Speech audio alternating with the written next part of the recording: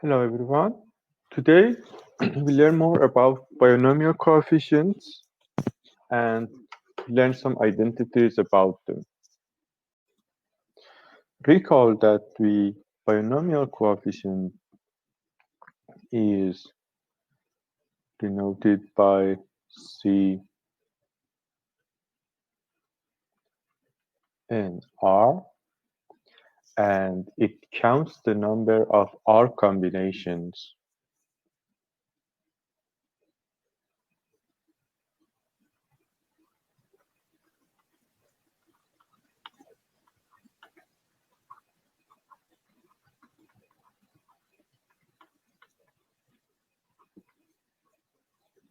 of an n-element set. And R combination, recall that it's the same thing as R element sets, R element subsets. And essentially it's the number of times you can take R unordered elements from a set of an object. So you can take the number of times you can take R unordered objects from a set of n objects. And it is called binomial coefficients for some reason that we will learn today. And it is more convenient to use this more common notation of n choose R, and this one is the standard notation for binomial coefficients.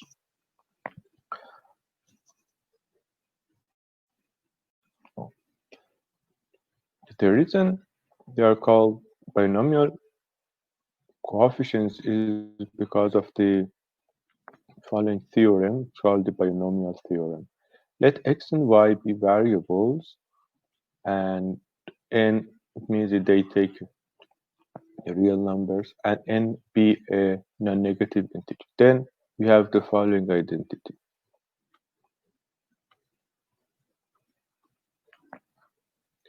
X plus y to the power n equals the summation of, okay, so let me write it first. X to the n plus 1, n choose 1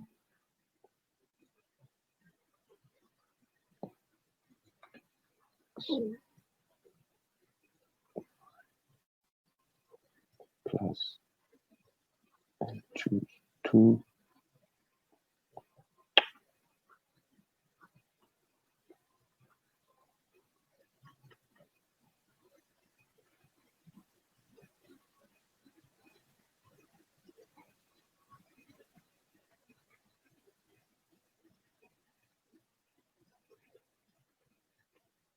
and the summation continues all the way to y.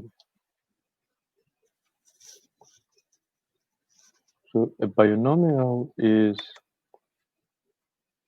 a polynomial of just two terms, as here we have just x and y, and because of this relation, they are called binomial coefficients. So let me explain more about what this identity means. First, so the left-hand side is x plus y to the n, is n of these binomials x plus y times together, all of them times together. And on the right-hand side, we have expanded the left-hand side, and we have done the multiplication and wrote down the result. And the way we get these factors here is we count in how many different ways this term or this monomial. So these one terms of a polynomial is called a monomial. And this monomial appears in the expansion of the left-hand side. So let's take a typical monomial like x to the n minus j, y to the j. This monomial can appear when we in the product of n terms we take n minus j of uh, x's and j of the y's.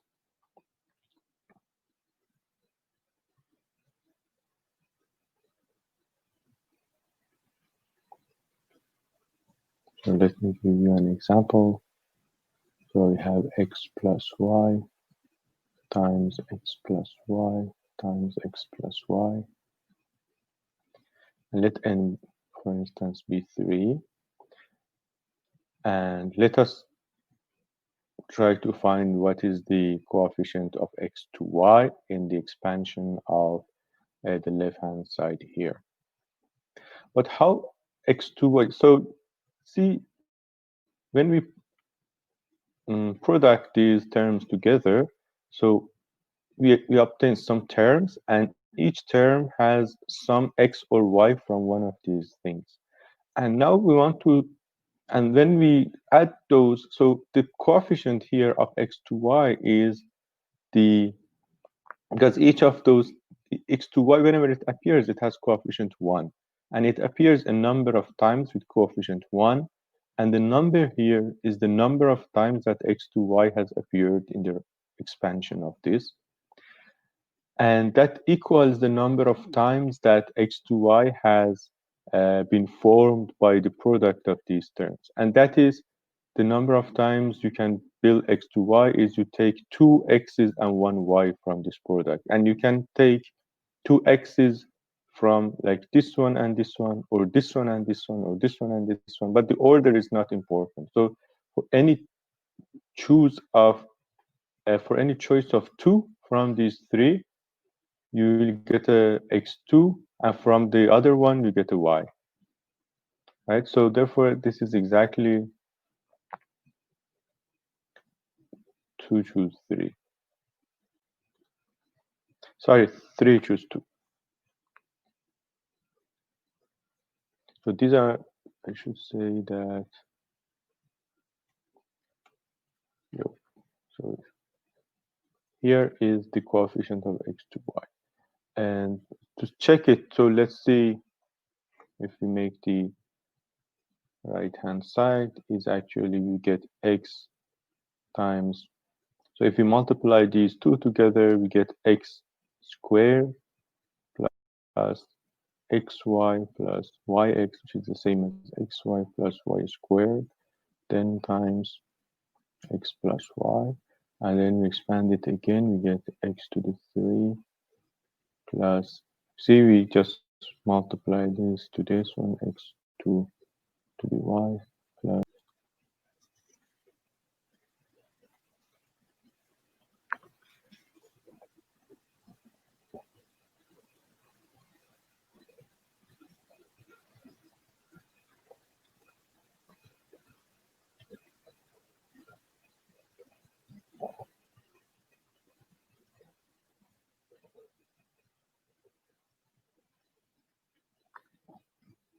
all right, and the number of times that x to y appeared is 1 here and 2 here and 3 here, and that equals 2, 3 choose 2, which is the same as 3 choose 1, which is 3. And the proof of this theorem essentially is what I said here, and one checks and thinks about how many different terms x, j, y appears on the right hand side, and that can appear only if you choose x from j of these factors and y, sorry, x from n minus j of these factors and y from the rest. And when you choose already j from n minus j factors, the rest have to be y, because each term in the expansion of x plus y to the n has exactly n terms and n of x over y, and each one comes from one of the factors of x plus y.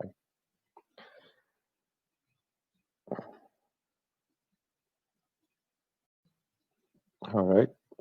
Here I've written the expansion of x plus yn in terms of binomial coefficients again.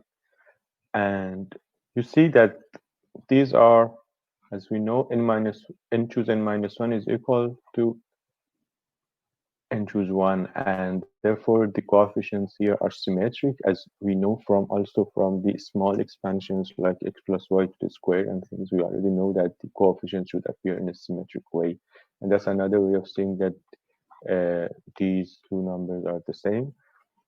And now it's very convenient to express this one here by convention as a way of choosing 0 objects from a set of n objects, and that is by convention 1. And so by definition, so when you don't have anything to choose, then essentially you have one possibility. And the same also here, we say that the number of ways of choosing n objects from n set, then of course you just get the whole thing, and there's just only one. And here we put, sorry, here we put n choose n, so that we have a nice formula. And now I write this as x plus y to the n is the sigma of j from 0 to n, and j choose n, sorry, n choose j x to the minus j y to the. It's another way of writing the above expansion. Let's see a very simple case of it, which is also very interesting. Let me write it for x to be 1 and y to be 1. So what do I get? I get 1 plus 1 to the power n. But this is just 2 to the n, correct? And 2 to the n is equal to the summation of j from 0 to n of n choose j. And now x and y are ones, and this term will be 1, and so we'll get the coefficient of it. And see that we have a very nice identity involving the summation of binomial coefficients. And in a way, we already knew this before. Why? We knew it because, remember, this n choose j is the number of subsets of size j. And this summation then says that what is the number of subsets of size 0 plus the number of subsets of size 1 all the way to the number of subsets of size n from an n object set. But this will be exactly the total number of all possible subsets, because we have not counted anything twice. In any subset we have counted just once in this summation, and therefore this will be equal to the total number of all the subsets of a set, which is, we knew that it was 2 to the n. All right, let's see another very nice application of this formula. I will put this time x to be 1, y to be minus 1. So what do I get? x 1 minus 1 to power n, this is of course 0, is equal sigma j from 0 to n,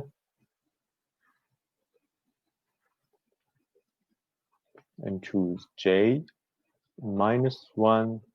So x is 1 and y is minus 1, so minus 1 to the j. And this identity tells me that the alternating sum of the binomial coefficients is 0. So this is called the alternating sum because you change the signs by, say they're positive, so we start with a positive, but j is 0, it means this minus 1 to the 0 will be 1 as a positive term. And when we go to negative, and then we uh, go to positive, and it's an alternating sum, and that will be 0. And let's write a quick example here. So let me take n equals 3. Then it will be the, so the above theorem says that 0 is equal to 3 choose 0 minus 3 choose 1 plus 3 choose 2 minus 3 choose 3. But this equals, so by convention 3 choose 0 is 1, 3 choose 1 is 3, this is again 3, and this is again 0, sorry 1. And of course this is 0, so this is a consequence of the coefficients being symmetric.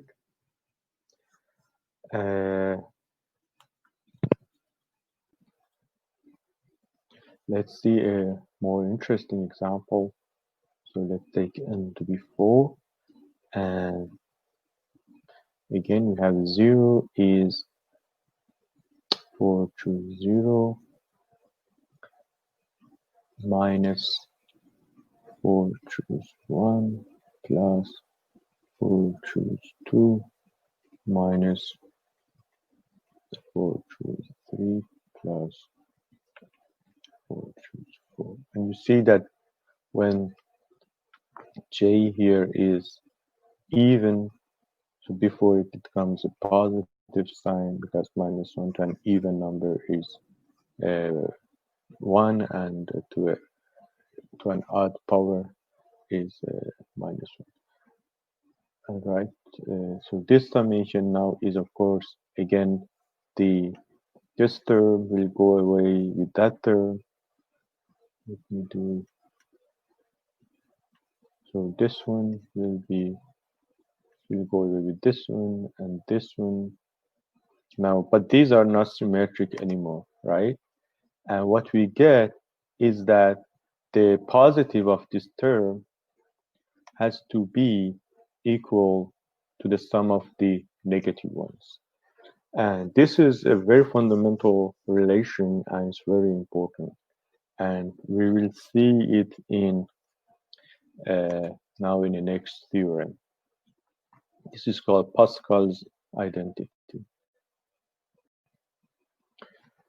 So here is another example of the consequences of the binomial theorem. I put x equal 1, y equal 2, then I get 1 plus 2 to the n, which is of course 3 to the n is equal to the summation of n choose j, 2 to the j, because now x is 1, so this term will be 1 and this term will be 2 to the j. And we have that the summation of the binomial coefficient times 2 to the j is 3 to the n. And this is also a very interesting identity. So let's now see the Pascal's identity. So this says that if you want to choose k objects, from n plus 1 object, then it is the same as choosing k objects from n objects plus k minus 1 objects from n objects. There are very different proofs for this identity. So we already saw that if we write the formula that the alternating sum of binomial coefficient is 0, so this will be the consequence. But let me now prove it by a combinatorial argument as follows. So let us want to choose k objects from a set of n plus 1 objects. So imagine I have n plus 1 objects. So here I have some stones or something, and I want to choose k of them. Now I choose in this way. I will divide my objects into a set of n objects and a one object.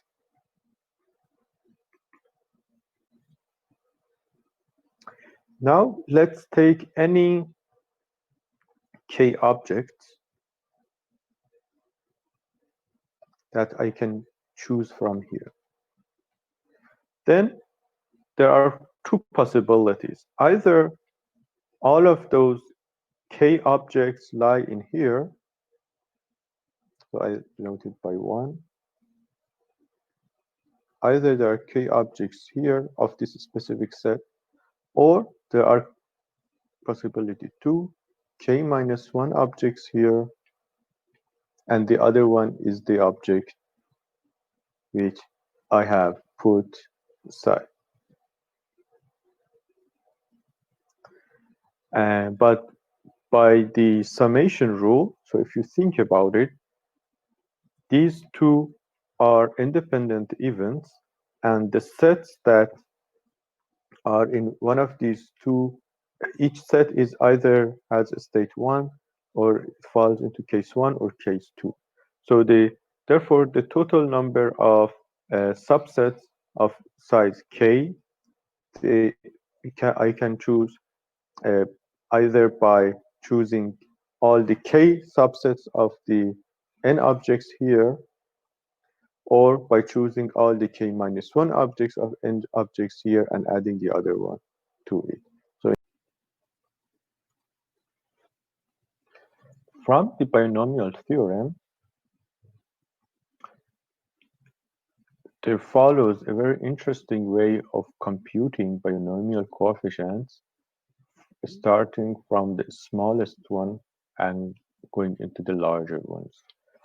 And so this is what is called the Pascal's triangle, and it also has many other names. So we start with 0, 0, 0 to 0, which is by convention 1. And using Pascal's identity,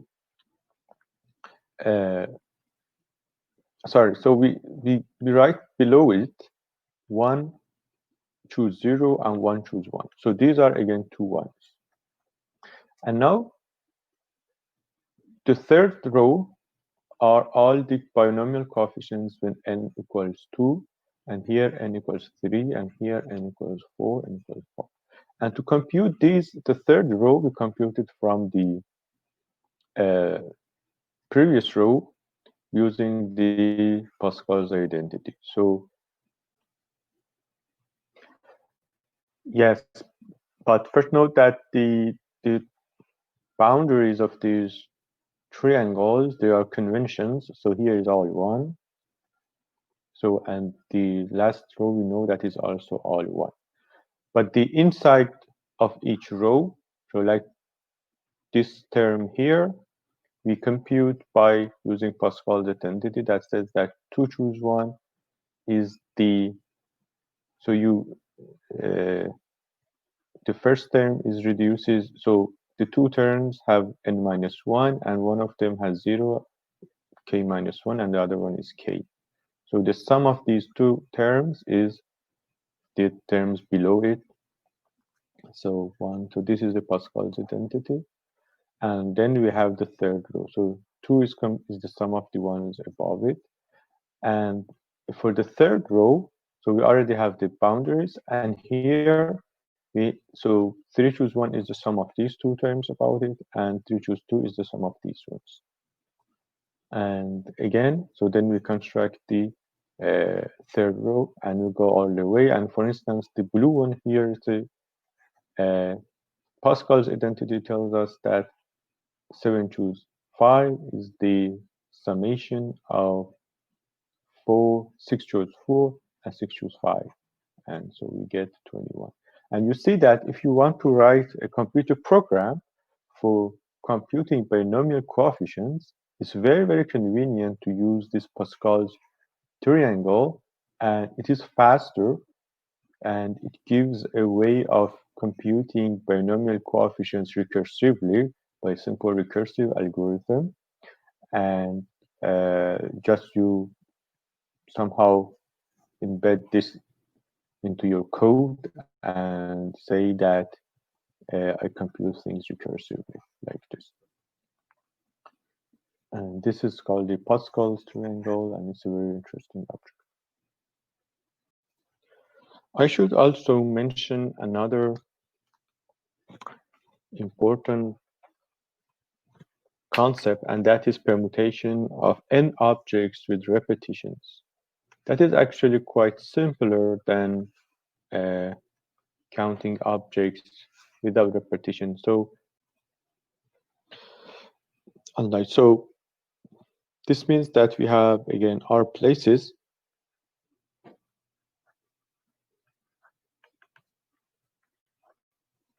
because we are interested in R permutations. So we have R places, but this time we don't have any restriction. So we can put any of n objects in the first place, any of n objects in the second place, and any of n objects in the final place. And therefore, the total number of R permutations of n objects with repetition is actually n to the R. And it's a very bad way of saying it, R permutations of n objects. So I would say it is R arrangements.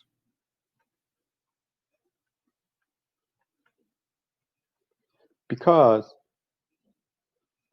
the permutation is always used in mathematics to say when you permute objects into uh, different positions of the same set of objects, and you never allow repetitions in it. So let's say you want to arrange an object with repetition, and then we get n over R.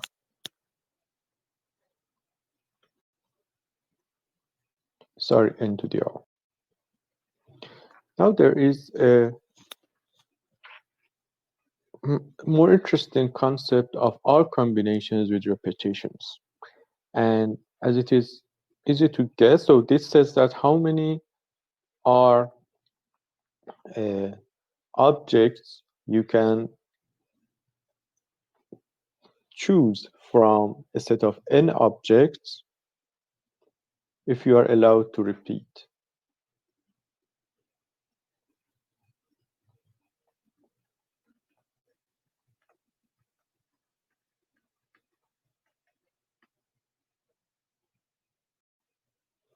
Again, the number of R combinations with repetition from a set of n objects is the total number of arrangements of R objects with repetition from the set of n objects. And very nice result and very interesting, very, very useful result and theorem is that the number here, the number of R combinations with repetitions actually can be computed using the number of R combinations without repetition. So if you remember, that was our notation was C. and then but with a little more objects. So C of n plus r minus 1, and then we choose r. And recall that this is the same as n plus r minus 1, choose r. So the theorem is that the number of R combinations with repetition from a set of n objects equals n plus r minus 1 choose r. Now let us see a proof of this, which is a very nice proof and very beautiful. So let's represent each combination of R objects with repetition as follows. So this is called stars and bars proof. So I will put stars here and some bars.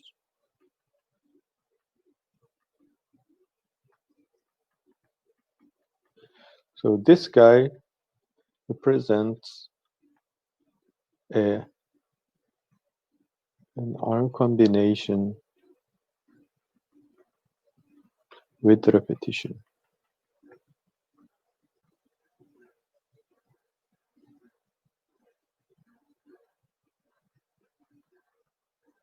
And so I want to go back and forth between them. So I represent each R combination with repetition, the unique symbol like this.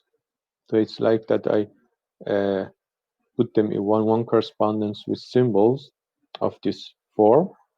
And how? I put let's assume that I have an ordering in my set, and let's say they are from the numbers from 1 through n. Yo. And so I think that my numbers are uh, here, like, so here is the number 1, here is the number 2, here is the number 3, and here is number 4, 5, and all the way to n. And I represent every R combination by placing stars below in the number of the repetitions that the number appears in an R combination. For example, if 1 appears twice, I put 2 stars. If 2 appears once, I put 1 star. If 3, 1. So like this. And if something doesn't appear anywhere, I don't place any star below it. And if a number appears 3 times in my combination, I put stars, 3 stars. And between those stars, I put a bar, correct? And therefore, these stars lie between different bars. So let me now, uh, the bars, they separate the stars of the different numbers. And if there is no, that number doesn't appear, so then there is nothing between the bars. Now you think about it, you'll see that this representation somehow represents exactly the total number of R combinations. And so it's enough now that we count the number of these kinds of symbols. And how we can count the numbers, but what is the total number of stars that we have? The total number of stars that we have is R, correct? Because we have in total R in any combination, and the total number of stars is R.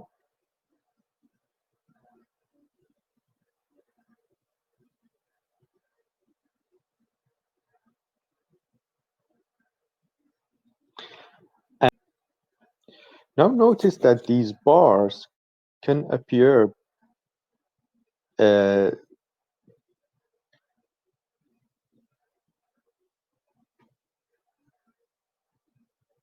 there are n minus 1 of them because they separate the numbers from each other, right? So the number of bars is n minus 1 because I mean they separate the stars uh, of each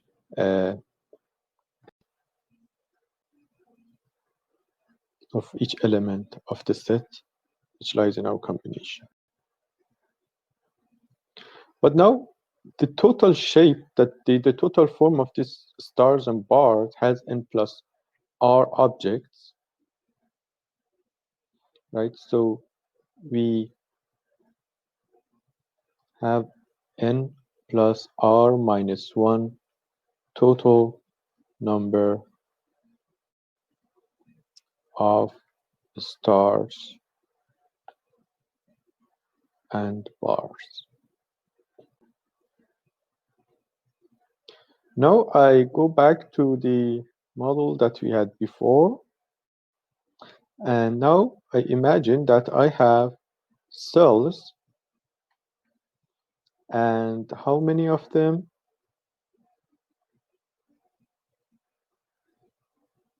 I have n plus r minus 1. And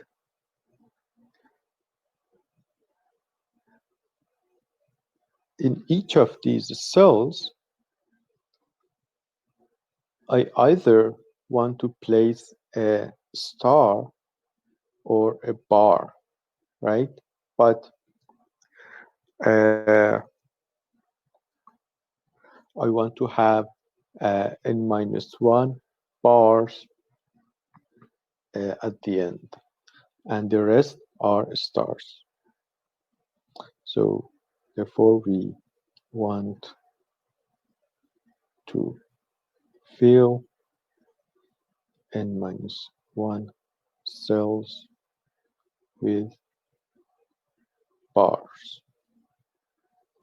And when we choose our bars, the rest will automatically be filled with stars. But what is the total number of the cells that the total number of possibilities, and that is exactly choosing which of the n minus 1 cells here we want to put our bars in, and that number is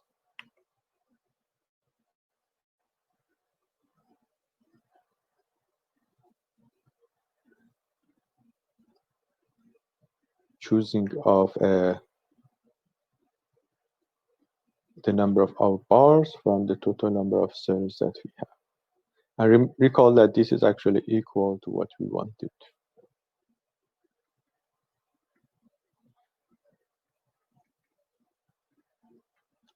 So I go through it again. We wanted to count the total number of R combinations, the number of arrangements of R objects with repetition from a set of, let's say, n objects. And I said that, okay, I represent each R combinations with a pattern of stars and bars, where the bars separate my ordered up my elements of my set. I order them in an arbitrary order, like saying I think of my objects as 1 through n, and I put bars between my objects, and I put the number of stars that correspond to the number of times that element is repeated in the fixed R combination with repetition that I have.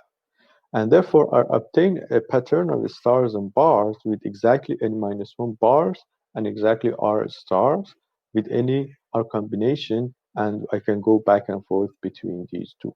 And therefore, it's enough to count these, how many patterns of like this can appear. Now, the way to count those is that imagining that, again, we have n plus r minus 1 cells, and we want to fill these cells with stars and bars such that we have exactly n minus 1 bars and the rest are filled with stars. And you see that these are exactly the total number of these patterns. And now that number is exactly choosing which of these cells you want to place your bars in, and there are n minus 1 exactly, and the rest will be filled with stars. And the total number of your choices is n plus r minus 1, your total number of cells, choose n minus 1, and for the bars. And this gives you the total number of R combinations with repetitions.